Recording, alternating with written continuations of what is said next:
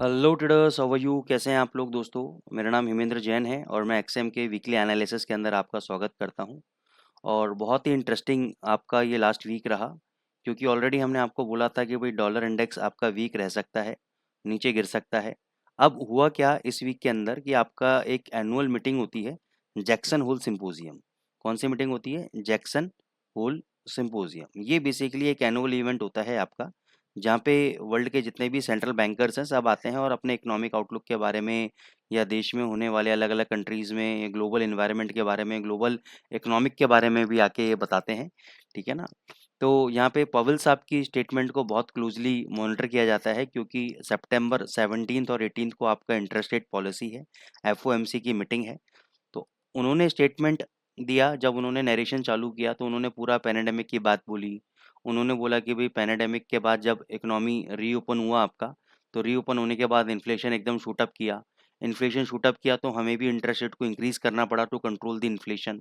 अभी वो उन्होंने फिर बहुत सारी लंबी स्टोरी है, फिर उन्होंने एंड में बोला कि भाई पिछले 3-4 महीने से इंटरेस्ट रेट्स आपके एम्प्लॉयमेंट डेटा आपके बेकार आ रहे हैं, और जो इन्फ्लेशन का हमारा जो टारगेट था 2% का, उसके नज़दीक इन्फ्लेशन आ चुका है, यानी 3% के आसपास आ चुका है, तो 2% भी ये जल्दी ही अचीव कर लेगा। ठीक है ना? तो अब चांस टाइम आ गया है कि हमें इंटरेस्ट रेट को रिड्यूस करना चाहिए। ये बात तो ऑलरेडी पहले भी डिस्काउंटेड हो चुकी थी कि सितंबर मंथ के अंदर ये 0.25 बेसिस पॉइंट को रिड्यूस करेंगे।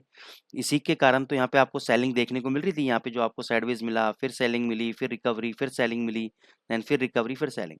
अभी हुआ क्या फ्राइडे को, कि जब 25 बेसिस पॉइंट तो ऑलरेडी था कि अभी सितंबर में रिड्यूस करेंगे, लेकिन पॉवेल साहब ने भी ये बोल दिया कि पहले तो खुलेआम नहीं बोल रहे थे, लेकिन इन्होंने जैक्सन होल सिम्पोजियम में बोला कि भाई it's a high time to cut the adjust the interest rates. तो इसके कारण एक बहुत अच्छा सेलिंग प्रेशर आपको इसमें देखने को मिला डॉलर इंडेक्स के अंदर। अब मेरा यहाँ पे थोड़ा सा ना एक अगेंस्ट दी ट्रेंड जाने का मन है। क्यों मन है? क्योंकि ऑलरेडी ये जो न्यूज़ है कि इंटरेस्ट रेट को हम रिड्यूस करेंगे, डिस्काउंटेड हो चुकी है। ठीक है ना? क्योंकि इसी डिस्काउंटेड न्यूज़ के कारण तो डॉलर इंडेक्स ऑलरेडी गिर रहा है। अब ये न्यूज़ अगर आ रही है कि भाई हम इंटरेस्ट रेट रिड्यूस कर देंगे, तो इसमें नया कुछ है नहीं। ये केवल मार्केट एक रिएक्शन दे रहा है, और रिएक्शन में एक वर्ड यूज़ होता है, स्टॉप लॉस हंटिंग। तो जिन लोगों ने नीचे-नीचे स्टॉप लॉस लगाए हुए हैं, या मार्केट में जो स्मार्ट मनी है, उन्होंने एक ऑर्डर बुक को देखा, और उस ऑर्डर बुक के तहत उन्होंने ये देखा कि यार लोगों की मैक्सिमम पोजीशन कहाँ पे खड़ी हुई है, और लोगों ने कितना पैसा डिप्लॉय कर रखा है, या किस लेवल तक 70 टू 80% जनता रुक पाएगी। तो वो ऐसा नहीं हर किसी को ट्रैप कर पाएंगे, वो मैक्सिमम रिटेल ट्रेडर्स को ट्रैप कर लेते हैं।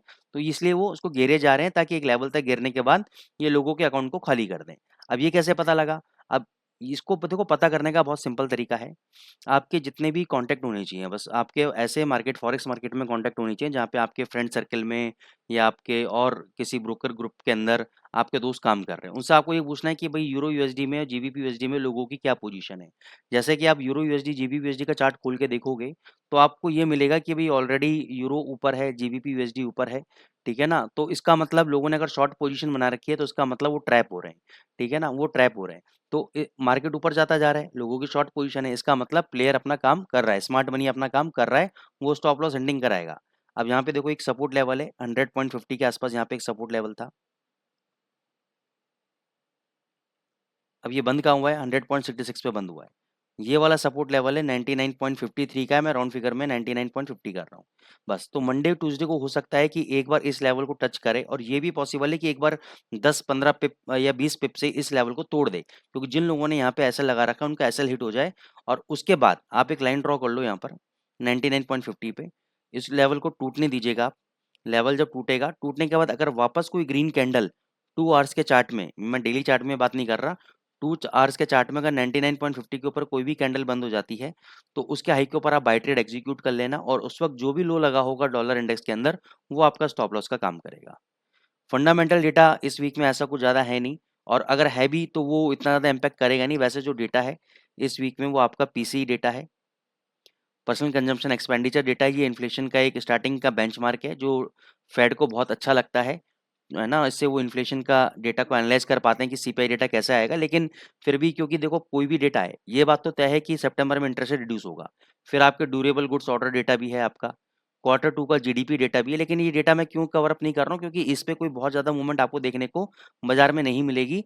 बस ये हो सकता है कि अगर ये डेटा पॉजिटिव आए सारे, ये डेटा पॉजिटिव आए, तो डॉलर को एक हिम्मत मिलेगी बाउंस बैक के लिए, और डॉलर यहाँ से 200-300 पे गिर सकता है। नेगेटिव आए तो नेगेटिव तो ऑलरेडी चल ही रहा है, तो नेगेटिव में आप नेगेटिव अगर एकदम लोअर लेवल पे जाके बेचोगे तो उसका कोई सेंस नहीं है, ठीक है ना। तो नेगेटिव आने पे हमें शॉर्ट नहीं करना है, हमें सपोर्ट देखना है और बाय ही ट्रेड आइडेंटिफाई करना है। और अगर पॉजिटिव दे दिया इसने तो वेल एंड गुड है यार, बहुत बढ़िया है, फिर तो ले लो, फिर तो डेफिनेटली भगेगा डॉलर इंडेक्स। ठीक है, यूरो यूएसडी पे आ जाओ आप। यूरो यूएसडी बहुत अच्छे लेवल पे खड़ा हुआ है, 1200 का इसका रेजिस्टेंस है, जैसा कि आप चार्ट पे देख पा रहे हो। बहुत बढ़िया लेवल पे इसने मार्किंग की हुई है 1200 के ऊपर। लेकिन मेरा मानना ये है कि एक बार इस लेवल को ये मंडे ट्यूसडे तोड़ना चाहिए। हो सकता है ना तोड़े, लेकिन मेरा मानना है टूटना चाहिए। तो आपको शॉर्ट पोजीशन कहाँ से बनानी चाहिए, क्योंकि ऑलरेडी ये भी 300-400 पे नीचे आ चुका है। ये वाला अगर आप लेवल देखोगे 1275 का लेवल है, 1.1275 का लेवल है।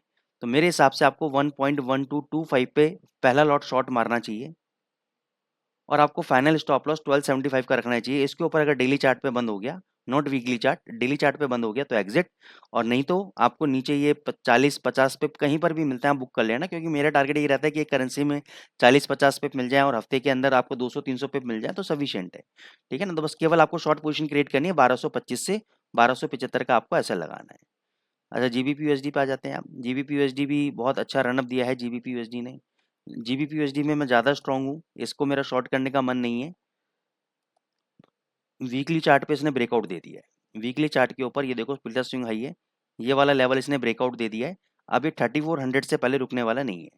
ठीक है, अब क्वेश्चन ये आता है कि सर अगर ये भगेगा तो यूरो भी भगेगा, बिल्कुल भगेगा, लेकिन ऐसा नहीं कि कंटिन्यूस जीबीपी यूएसडी भगता रहेगा, हो सकता है 60-70 पे गिरे। तो मैं इसलिए बोल रहा हूँ कि आप यूरो यूएसडी को शॉर्ट कर सकते हो, जीबीपी यूएसडी को मत शॉर्ट करना। जीबीपी यूएसडी में हम बाय ट्रेड को आइडेंटिफाई करेंगे। जीबीपी यूएसडी में क्या करेंगे हम लोग कि अगर ये नीचे के लेवल पे आता है 3000 के लेवल पे पूरे हफ्ते में कभी भी, अभी तो देखो चांसेस लग नहीं रहा आएगा, लेकिन पूरे हफ्ते में कभी भी अगर ये 3000 के लेवल के आसपास आता है तो ये हमारा एक पोजिशनल ट्रेड बहुत शानदार बनेगा बाय ऑन डिप। तो हम यहाँ पे वेट करेंगे, पुल बैक का वेट करेंगे, चाहे आज आए, कल आए या 3 दिन बाद आए, तो जब भी 3000 के आसपास आएगा वहां पे हम इसमें बाय ट्रेड एग्जीक्यूट करेंगे। 2900 का 2850 का एसएल देंगे और टारगेट 200-300 पिप का ऊपर का टारगेट देखेंगे। जीबीपी जेपीवाई आपका बहुत ही ज़्यादा साइड रेंज में चल रहा है। ठीक है, इसमें अभी कोई भी ट्रेड लेना रिस्की से खाली नहीं होगा, लेकिन फिर भी एक फ्लैग पैटर्न बना रहा है। तो इस फ्लैग पैटर्न के बेसिस पे अगर आप ट्रेड लेना चाहते हो तो बाय अबव, मैं यहाँ पे लिख देता हूँ, बाय अबव 192.50, यहाँ पे आप स्टॉप लॉस लगाओ 187.50 का। यस, स्टॉप लॉस बड़ा है तो टारगेट भी आप 197.50 तक के आपके टारगेट्स आपको देखने को मिलेंगे इसके अंदर। उससे पहले आपको कोई भी ट्रेड एग्जीक्यूट इसमें नहीं करना है। एयूडी यूएसडी हम काफ़ी टाइम से बाय एडवोकेट कर रहे हैं, लेकिन हम वेट कर रहे थे कि डिप आएगा, डिप पे बाय करेंगे, लेकिन डिप नहीं आया। कोई बात नहीं, होता है मार्केट में, क्योंकि मैं रिस्क अननेसेसरी का लेना नहीं चाहता था। रिस्क रिवॉर्ड रेशो को मैं फेवरेबल नहीं था हमारे फेवर में, इसलिए मैं ट्रेड नहीं लिया। अब यहाँ पे देखो ये प्रीवियस रेजिस्टेंस है आपका, ये प्रीवियस रेजिस्टेंस आपका 6800 का है। यहाँ से पहले भी बाजार गिरा है, लेकिन अभी मजे की बात क्या है कि यहाँ पे कोई भी अभी बेरिश कैंडल आपको देखने को नहीं मिली है। तो इस किसी भी दिन डेली चार्ट पे अगर एक सिंगल बेरिश कैंडल आपको देखने को मिलती है और उसका लो ब्रेक होता है तो आप शॉर्ट पोजीशन ले सकते हो। अदरवाइज 0.6850 पे आप बिगर सोचे शॉर्ट पोजीशन क्रिएट कर लेना। 0.6900 का आप अपना एसएल देना, इसके ऊपर बंद हो गया तो एग्जिट, और यहाँ से नीचे आप कहीं पर भी कंफर्टेबल हो 40-50 पे मिले प्रॉफिट को आप बुक कर सकते हो। यूएसडी कैड बहुत ज़बरदस्त हमारे बाइंग जोन के अंदर आ रहा है धीरे धीरे करके। ये देखो इसका बहुत बढ़िया बाइंग जोन है 3470 पे, यहाँ पे पहले भी टर्न अराउंड हुआ है। ठीक है, तो इसमें मैं आपको स्ट्रेटेजी बताऊंगा कि बाय करो पहला लॉट आप ये सपोर्ट लेवल के आसपास 1.3470, पोजीशन को ऐड करो 1.3440, स्टॉप लॉस लगाओ 1.3400 का। ये अगर कट गया तो एग्जिट, नहीं तो यहाँ से आप बाउंस बैक 3600 3700 तक बाउंस बैक मिलेगा। बहुत बढ़िया रिस्क रिवार्ड रेशो है सर, बहुत बढ़िया प्रॉफिट मिलेगा, इसको छोड़ो मत, इसको पकड़ लेना अगर ये आए तो। यूएसडी सीएचएफ में अभी कोई भी हमारी रिकमेंडेशन नहीं है, इसको अभी हम छोड़ देंगे क्योंकि ये सपोर्ट लेवल के आसपास आ रहा है 8432। अगर पूरे हफ्ते में आपको लेवल बता देता हूँ, पता नहीं आएगा या नहीं आएगा, लेकिन ये वाला जो लो है जा जिन लोगों ने यहाँ पे ऐसे लगा रखा है उनका स्टॉप लॉस पहले हंट करेगा और ये 8337 तक यहाँ तक आएगा। तो यहाँ पे आपको बाय ट्रेड एग्जीक्यूट करना है। 8300 का आप अपना स्टॉप लॉस लगा लीजिएगा यहाँ पे आप बाय ट्रेड एग्जीक्यूट कीजिएगा और बाउंस बैक पे आप अपने कंफर्टेबल लेवल के अकॉर्डिंगली प्रॉफिट को बुक कर सकते हैं। बहुत बढ़िया सपोर्ट लेवल है।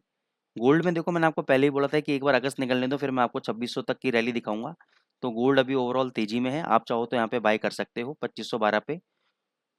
2490 का आपका स्टॉप लॉस रहेगा, बहुत बड़ा एसएल नहीं दे रहा हूँ। 2490 के नीचे अगर मान के चलो 2 आवर्स का कैंडल बंद हो जाता है 2490 के नीचे तो एग्जिट, नहीं तो ऊपर ये आपका 2600 तक आपका जाने के लिए रेडी बैठा हुआ है। जरूरी नहीं है इस हफ्ते में जाए, अगले हफ्ते चले जाए, उसके अगले हफ्ते चला जाए।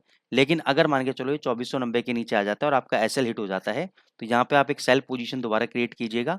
सेल पोजीशन क्रिएट करने के बाद आपका टारगेट 2460 का और 2440 तक के नीचे के टारगेट मिलेंगे, और स्टॉप लॉस जो आपका रहेगा वो आपका 2510 का आपका एसएल रहेगा। ठीक है, पहला ट्रेड आपको बाय करना है 2512.50 पे जो चल रहा है अभी। स्टॉप लॉस रखना है 2490 का, ये लेवल स्टॉप लॉस हिट हो गया तो 2490 पे शॉर्ट बनाना है। 2510 का एसएल रखना है और टारगेट 2460 2440 तक का आपको टारगेट लेके चलना है। तो दोस्तों ये था आपका पूरे वीक का एनालिसिस। आई होप आपको पसंद आया होगा, समझ में आए होंगे, लेवल्स आपको बेनिफिट हो रहे होंगे, मैं यही उम्मीद करता हूँ। और मैं डिस्क्लेमर देना चाहता हूँ कि जो भी हमने ट्रेडिंग लेवल्स दिए हैं केवल आपके नॉलेज के पर्पस के लिए दिए हैं, इसमें हमारी कोई भी ट्रेडिंग रिकमेंडेशन नहीं है।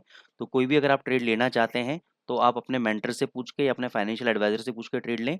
सो because we at XM are not responsible for your profit and loss trades. तो चैनल को अगर आप लाइक करते हैं तो सर हमें एक मोटिवेशन मिलता है, हमें अच्छा लगता है अच्छे अच्छे कंटेंट लेकर आने के लिए। तो मैं आप लोगों से रिक्वेस्ट करूंगा कि चैनल को लाइक करें, सब्सक्राइब करें। Thank you so much.